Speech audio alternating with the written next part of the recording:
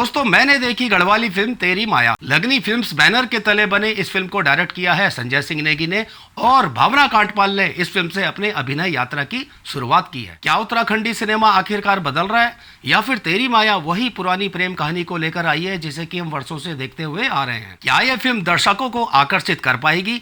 क्या ये फिल्म आज के यूथ को फिल्म देखने थिएटर तक लेकर के आ पाएगी? क्या भावना कांटपाल अपनी पहली फिल्म में दर्शकों के दिलों पर छाप छोड़ने में सफल रही हैं? इन सभी बातों का आपको इस रिव्यू में जवाब मिलेगा, तो अंत तक बने रहिएगा।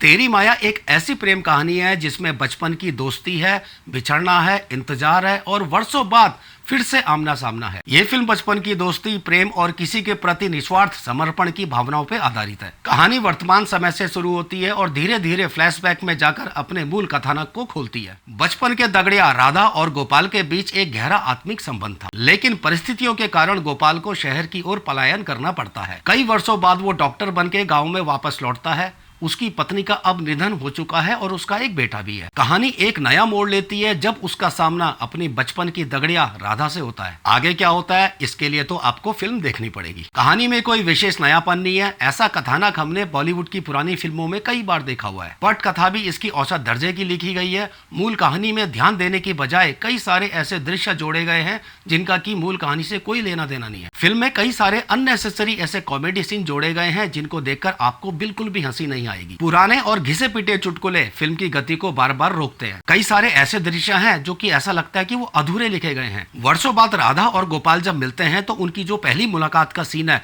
उसे कहीं अधिक प्रभावशाली और भावनात्मक बनाया जा सकता था। राधा के किरदार में फिर भी भावनाएं थोड़ा स्पष्ट दिखाई देती हैं, लेकिन गोपाल के मन में क्या चल रहा है, उसकी क्या भावनाएं हैं, उसके मन में क्या संघर्ष चल रहा है, उसे पर्याप्त गहराई से नहीं दिखाया गया। बाकी सहायक पात्रों को भी बेहतर लिखा जा सकता था। डायरेक्शन मुझे एवरेज लगा। अधिकांश कलाकारों से वैसा ही काम लिया गया है जैसा कि आप आम सी फिल्मों में हमारी देखते होंगे। कुछ कलाकारों को छोड़ दे तो डायलॉग डिलीवरी भी किसी की भी इम्पैक्टफुल नहीं लगी। गढ़वाली लहजा भी गिने चुने कलाकारों का ही नेचुरल लग रहा था। कुछ जगहों पर सिनेमैटिक शॉट लेने की कोशिश की गई है जो कि एक अच्छा प्रयास था। अब बात करते हैं एक्टिंग की। सबसे पहले मैं बात करूंगा भावना कांटपाल की। जैसा कि आप लोग जानते ही हैं कि भावना कांटपाल वीडियो सॉन्ग्स की एक बहुत बड़ी स्टार है। वो वीडियो सॉन्ग्स में अच्छा एक्ट और डांस करती हैं। इस फिल्म में भी उन्होंने प्रभावशाली अभिनय किया है। उनके चेहरे के भाव, उनकी बॉडी लैंग्वेज और उनका स्क्रीन प्रेजेंस वो काफी अच्छा था। पहली फिल्म होने के बावजूद उन्होंने उम्मीद से बेहतर काम किया है, जो कि मेरे लिए एक सरप्राइज था। उनकी गढ़वाली डबिंग जिस कलाकार ने भी की है ना, वो अच्छी की है डबिंग उसकी, और आवाज भी भावना के पर्सनैलिटी से एकदम मैच कर रही थी। सावन गैरोला में प्रतिभा है, वो भविष्य में एक अच्छे अभिनेता बन सकते हैं, लेकिन उनकी सबसे बड़ी कमजोरी है उनकी डायलॉग डिलीवरी और उनकी गढ़वाली बोली,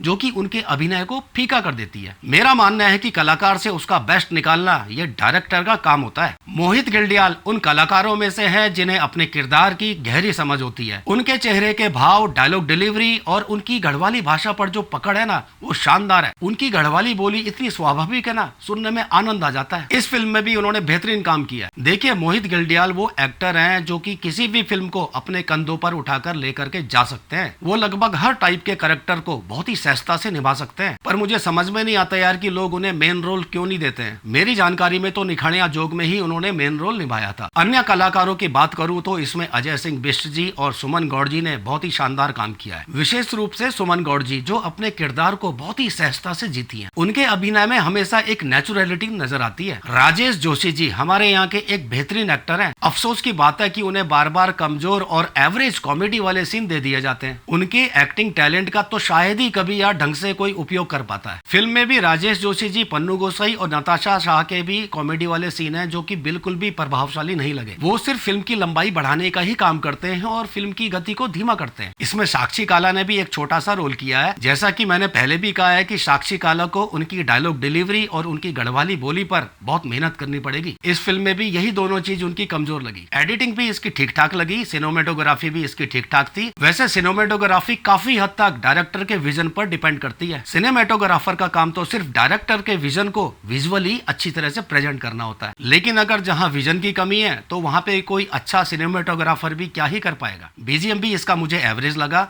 टाइटल सॉन्ग तेरी माया वो थोड़ा अच्छा बनाया गाना, बाकी गीत भी ठीक ठाक ही है, पर कोई ऐसा गाना नहीं है कि जो आपको याद रहे। अब मैं एक बात हमारे यहाँ के फिल्म मेकर से कहना चाहता हूँ, क्या हम कभी ऐसे सब्जेक्ट पर फिल्म बनाएंगे जो कि यूथ को जोड़ सके? कब तक हम बॉलीवुड के 1980 के दशक के विषय और उस समय के जो प्रेजेंटेशन था उस पर आधारित फिल्में बनाते रहेंगे? आजकल मैं देख रहा हूँ कि हमारी हर दूसरी फिल्म का ट्रीटमेंट वही पुराने 1980 के जमाने का होता है। ना विषय में कोई नया प्रयोग होता है, ना प्रस्तुति में। जिस दिन हम नए विषयों, नए विचारों और आधुनिक प्रस्तुति के साथ फिल्में बनाना शुरू करेंगे ना, उस दिन हमारा युवा थिएटर तक आएगा फिल्में देखने के लिए। तो मेरा सभी फिल्म मेकर से विनम्र अपील है कि इस विषय पर थोड़ा सा गंभीरता से विचार करें। तो ये फिल्म पूरे परिवार के साथ आप लोग देख सकते हैं। वैसे अभी जो पिछली गढ़वाली फिल्म आई थी ना, उससे तो ये बेटर बनी है। तो फिलहाल के लिए इतना ही दगड़ियों, मिलते हैं अगले वीडियो में। जय हिंद, जय उत्तराखंड।